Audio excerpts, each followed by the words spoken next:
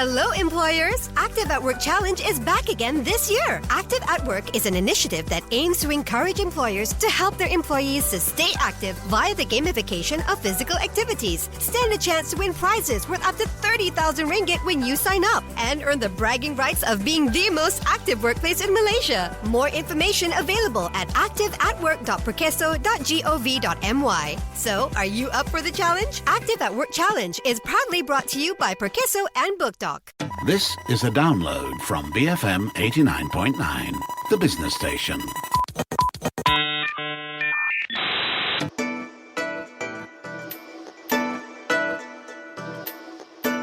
Good morning. This is Psychology at Work on Resource Center. My name is Audrey Raj. And with me on the show, as always, is organizational psychologist and CEO of OPsych, Hetal Doshi. How are you this morning, Hetal? I'm really good, Audrey. Thanks for having me again. Now, on the show today, we're going to be kicking off a 5-part series on succession planning. Now, why was it important for you to touch on succession planning, Hetal, and to look at it from an organizational psychology perspective?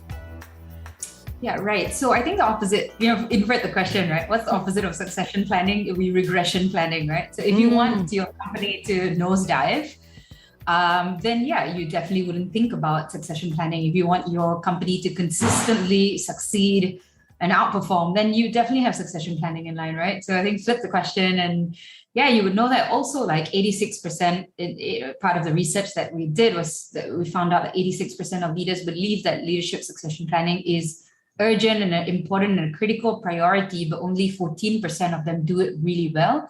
I think in light of, borders opening up, traveling all over again, the environment has so much of risk in it, from a pandemic point of view to a travel point of view to, anything, you name it, people jumping ship from one organization to another organization. You want to be able to keep your organization alive, succeeding, thriving. You obviously want to think about who's going to be the captain of your ship as you navigate all of these terrains, right? Yeah. Now, just before we get started, maybe we can define succession planning and what it entails. Yeah, I like this definition. It's really, really simple. It's by Muhammad Saleh, Laliawati, and Rahman 2017. Succession planning is a systematic process. So it's systemized. It's a process of leadership preparation for the future. And it's one that should definitely, build on a diverse set of leaders. So opening it up as much as you can to find the right one for yourself. And to fulfill this employment pipeline of sorts. So basically, all of your emerging leaders that need to come up, the pipeline is ready. And typically the ratio should be 1-3, meaning for every critical position that you have in the business or in the corporate level, you would have 3 potential that are ready to fill up that particular position for you. Right. And are there different types of succession planning? Because, the different types of organization sizes and, industries and things like that, but are there different types of succession planning? Yeah, typically it'll be the ones that are unplanned, planned, internally sourced and externally sourced. So the ones that are unplanned, right? Like just randomly happening and also internally sourced. The definition for that is called boomerang. So it's acting, in a space of reactivity and potentially bringing an internal leader or maybe even a previous leader to continue to lead that organization. One that is unplanned but externally sourced could be what we call that a coup d'etat. And that would be basically a stakeholder, likely to be a stakeholder, an external stakeholder, maybe board of directors of sorts that forces a particular external person to come in to lead the organization. You'd also have planned ones that are internally resourced. They are maybe non-relay succession where they have to go through lots of different screening and filtration processes to get there. Or it could be relay, which is basically somebody that has already been pre-identified. You don't worry too much. They don't have to go through too much of screening. And also then the last one would be planned and externally sourced, which is the outside succession. I've got an amazing story about outside succession that I think is super cool. If I could share, I think it's one of the coolest stories that I've heard anyway. You would see these national airlines that are really struggling. I guess Malaysia would also have a national airlines that could be struggling as well, right? So in Japan, there was they have the Japan Airline, which is the national airline company over there, Japan Airlines. They were struggling for a period of time, and they had a nosedive in their revenue with debts of some $28 billion, which is about 100 times of its valuation. Its bankruptcy was one of the largest in Japan outside of the financial industry. It was one of the worst scenarios. And they were trying to find out who would be able to succeed it, because they had many successors that they had in the past, but they just somehow were not, creating the success that was required and that was demanded in the particular challenge that Japan Airlines was going through. So they look left and right, up and down, and like songs, the depth of the oceans all the way to the top of the mountains. And literally at the top of the mountains, they found a retiree who had become an ordained Buddhist monk, 77 years old. They found the guy and they said, yeah, this would be the person who would be the best for our organization, because he has decided that spirituality is part of his life. He's not commercially interested, and his most, service for him was all about the nation. And when he came back, he turned around the organization after almost about 40 years of it going wrong, made it completely profitable all over again. So yeah, succession planning can be, it's like finding the right one. So now, Hetal, I'm just wondering if this whole process, preparations for putting this plan in place, succession planning place, right? Is it down to just the C-suite level? Is it the board of directors, or is everyone in the organization somewhat involved and has a role in succession planning? Yeah, I think the best practice would be that everyone is involved in identifying the best kind of talent to get who you would want to have as a leader of that organization, whether it's individuals. So in some organizations, they do balloting, they do like voting and stuff like that. So individuals like you and I, could be frontliners, for example, who would be balloting and voting for the next leader. I believe some organizations do that, but they may not open it up to everybody. You've got like the department managers, you've got senior managers. I mean, think about it, right? Like when Sundar Pichai ultimately became the CEO of the organization, it was the people around him that voted for him potentially to become the manager, and then the senior manager, and then the department manager, and the HR probably also created those opportunities to get him to ultimately become that butterfly or that CEO of sorts. So I think it's everyone's role in succession planning. I mean, all the way from his mom, his wife, I'm speaking, specifically about Sundar Pichai, but if it was a female, then their parents, their spouses. So I think everyone has a massive role to play in succession planning, but ultimately the major ones who would make the decision, organize the process, organize the dynamics, organize the inclusion of it would be the current CEO and the board of directors of sorts as well. So CEOs who are less self-serving and more organizational serving would already figure out that by the time they are CEO for 1 or 2 years, to make a very clear conscious mindset that they are disposable, and to begin to find the next few candidates for themselves. Okay. It's a very hard thing to do. I mean, ask a parent whether they would be happy to relinquish their position to think that they are disposable and find the next best person for them. Because in a way, I think leaders also look at their organization, not rightfully so, but they do sometimes think of their organization as their baby, right? Like it's what's very important for them. Right. Now, you brought up a really good point about, how this person that eventually takes over needs to, and in your words earlier, needs to be thinking about the organization and not self-serving and things like that. But are there other criteria that's important for this talent, for this CEO or this leader that's going to be part of the succession planning process? I'm just having a good laugh while you're saying that, because I just, just before getting on this call with you, I was listening to a podcast, and they said that the number of women leaders that are out there equal to the number of male John leaders that are out there. So I guess one of the criteria would be that maybe you want to call yourself John, right? That's purely a joke. Okay, so criteria for talent would be all dependent on the context and the requirements of the organization at that point in time. However, having said that, there are some generic requirements across the board that are always valuable to have as information at the back of your mind, right? One of it will be their industry experience, not like it is critical. There you see that sometimes people move drastically from one industry to another industry, but it can be obviously extremely valuable to have industry experience. A P&L of a similar scale, so you want to be able to understand like what is the revenue growth that they're supposed to be making, and for the successor, have they ever been able to create that level of growth, or are they able to play in that scale?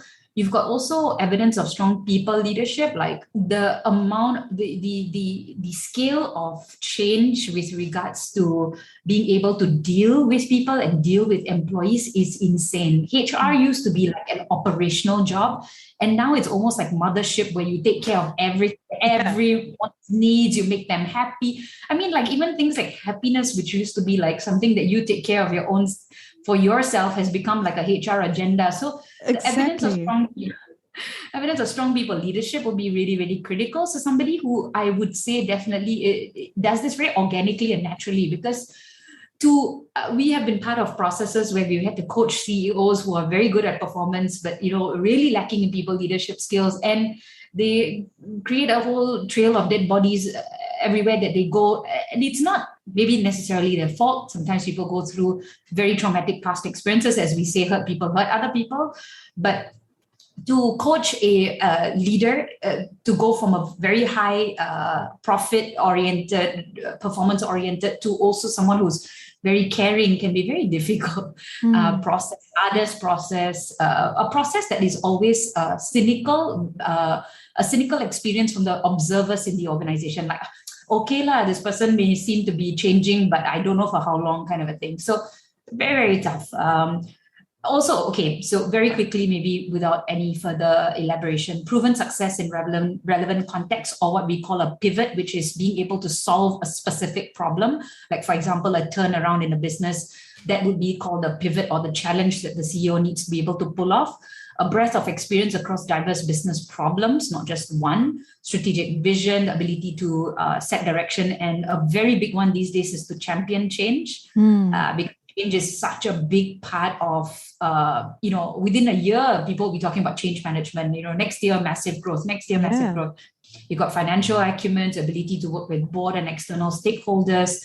A big one that's coming up as well is social and reputational capital that is gained across business cycles. So during ups and downs, what is their reputational capital?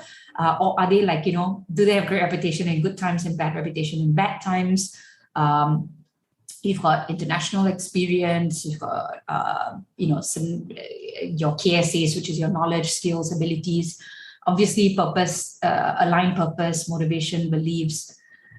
These days, one organization that I was working with, they are actually, I don't think this is legal, but they are looking at hiring those who have very, very strong physical health and obviously mental health as well.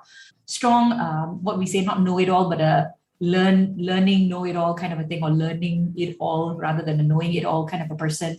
Political savviness, educational background, which is interesting. We'll cover this, like, is that really important? And now the biggest thing is a focus on achieving ESG goals, which is the environment sustainable.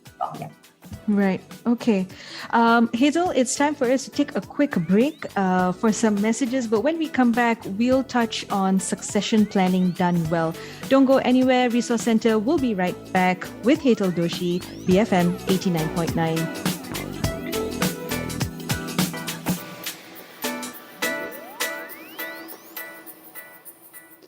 Become fabulous millionaires. BFM 89.9. This is Resource Center on Enterprise. My name is Audrey Raj, organizational psychologist and CEO of OPSych. Hazel Doshi is with us today. And this is the first part of a 5-part series focused on succession planning. Now, Hazel, I've seen firsthand how a lack of succession planning, or even poor succession planning, can lead to businesses winding down or even legal battles. And we hear about these stories all the time, especially with family businesses, trying to pass it on from, the different generations. It does exact a heavy toll, right? If you don't plan for this, or even if you don't execute it as well as possible. Definitely. I love how you're saying that we don't plan it well enough. Some don't have any at all. So some do not have a succession plan or strategy at all. You're talking about SMEs or family-run businesses. A lot of them think that we will live forever, The same reason why majority of us do not have our wills written up, because we will live forever. There's this illusion of invulnerability. Nothing bad can happen to us. And that is like, that ray of optimism that we want to have, but definitely not a ray of practicality, because, that one big law in life is impermanence, right? It's something that we probably should plan for, that things will not last forever, people will not last forever as well.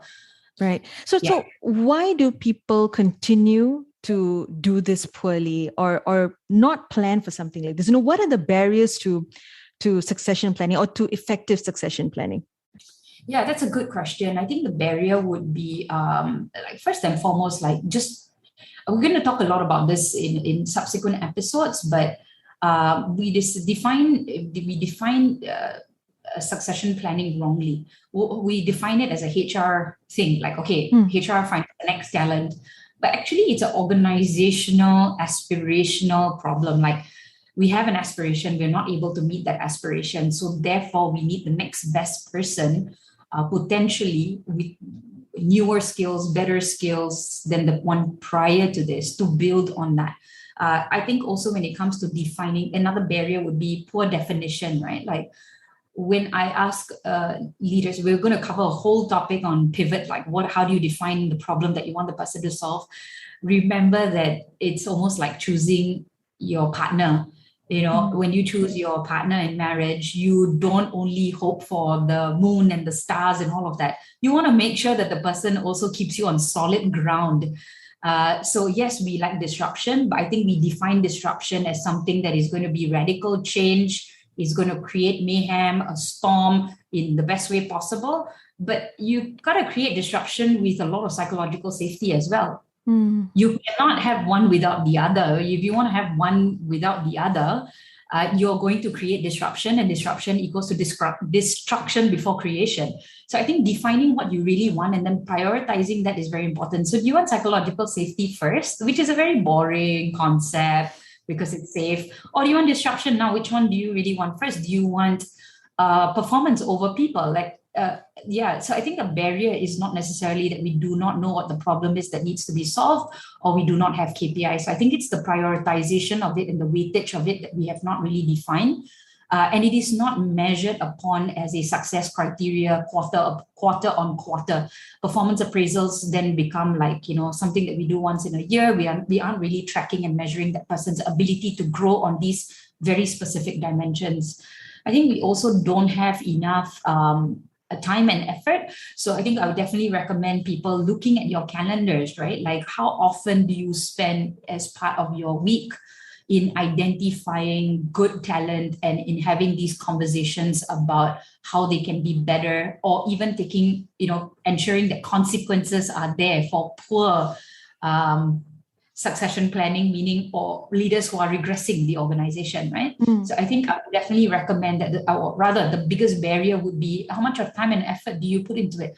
I actually work with some clients that devote almost 40% of their leadership meetings on succession planning, which to me is unbelievable, because I think if you're talking about talent and how to identify and develop them, I think you're in a really good space, because that's the way that you're thinking about how you want to grow your business. 40% of your time talking about growth, talking about the next best talent, how to make them grow, how to take consequences for poor.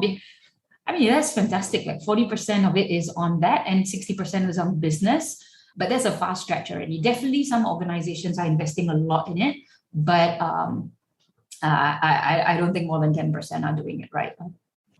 All right. Hetal, we're already running out of time, but we've been focusing so much on the theories, the how-to, and the cost of poor succession planning. Maybe we can end the show on a high note, and maybe you can talk to us about some case studies very quickly of succession planning done well. Sure. I hope that has been a high note anyway. But I think the gold standard for succession planning has been General Electric. They've done this extremely well over the past maybe even 4 decades of sorts. Wow. Not having ever worked with them or not having interviewed them before, purely based on research, I think one of the biggest core aspects of succession planning in General Electric is this word called participation.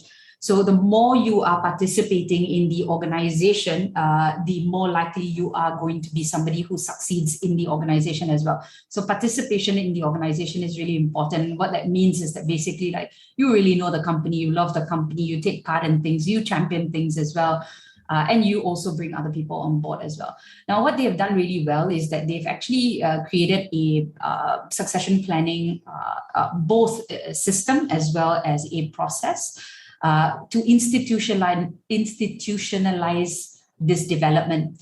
Now, what happens as part of this institutionalization, the core of it is that all leaders, every single leader, creates modules and development programs rather than having external sources or HR to create the development plans, which means that they need to be a leader who is a reader, who understands how and why other organizations thrive, and then they create their own modules and they create their own development pathway as well. So in other words, they become an author, they become a module or content developer themselves, a philosopher, they take people through these journeys. And so a core part of what a leader needs to be doing is to create their own philosophy and their own ideas about how to train people. And these leaders then within the organization or General Electric, they kind of collaborate with each other and create something even better. So all of the content is built in-house by leaders and also facilitated by leaders and taken on a journey as well. So you're not relying on external parties.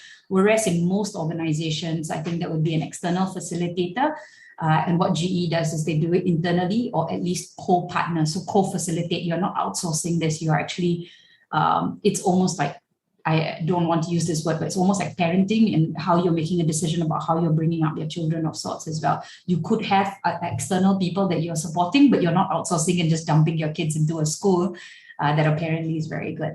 So yeah, the massive thing over here is participation and internal leveraging on internal resources to be able to do this as well. So I think, yeah, GE has done that exceptionally well. I think also another organization, I don't want to mention this organization, but this is a consulting company, and what they do is, what they've done really well is that instead of selecting their own CEOs, they have done balloting processes. The balloting processes would start all the way from frontliners all the way up to the N-1 team. So N-1 is not allowed to select.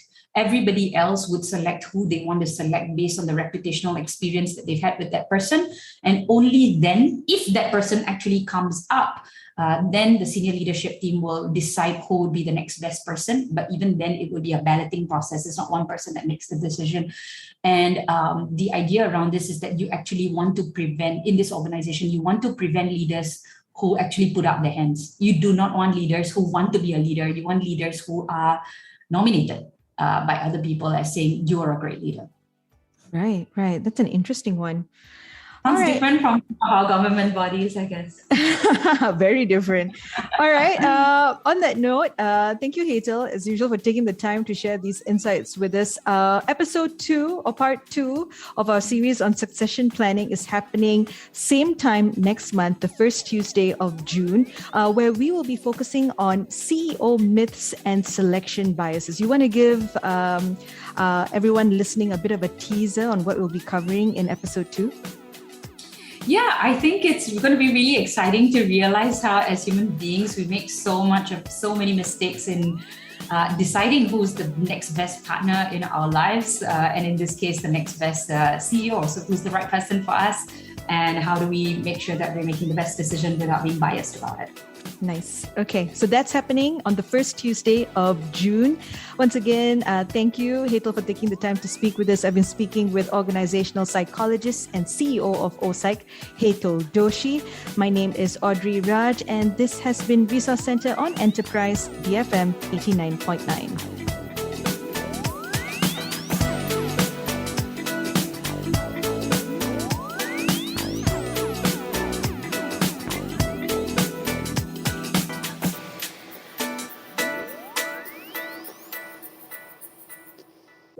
Thank you for listening to this podcast. To find more great interviews, go to bfm.my or find us on iTunes. BFM 89.9, the business station.